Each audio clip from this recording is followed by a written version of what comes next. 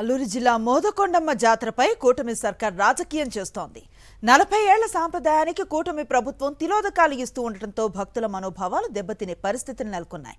వచ్చే నెల 10, 11, 12 తేదీల్లో జాతర నిర్వహణకు కమిటీ నిర్ణయం తీసుకుంది.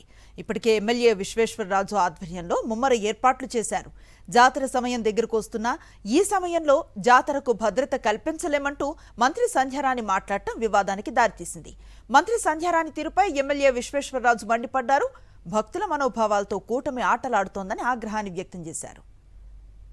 రాష్ట్ర వ్యాప్తంగా అన్ని ఏరియాల్లో కూడా పంపించిన తర్వాత మీరు ఏదో కారణాలు చూపించి ఏదో సాకు చూపించి ఇది కాదమ్మా, ఇది కాదు. ఖచ్చితంగా ఇప్పుడు అధికారులతో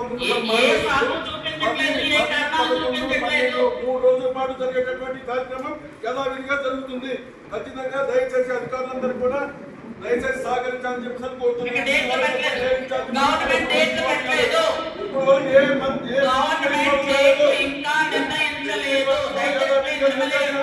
జరగాల్సిన కార్యక్రమం ఏదైతే 10, 11, 12, 3 రోజులు ఉందో యథావిధిగా జరుగుతుంది. గ్రామ పెద్దలందరూ సమయంలో నిర్ణయించుకున్నటువంటి డేట్స్ అది. ఎట్టి పరిస్థితుల్లో అధికారులందరికీ తెలియాల్సినటువంటి విషయం ఒకటే ఉంది. 13, 14, 12 ఎట్టి పరిస్థితుల్లో మిగిలిన అయితే కుదరదు. మీరు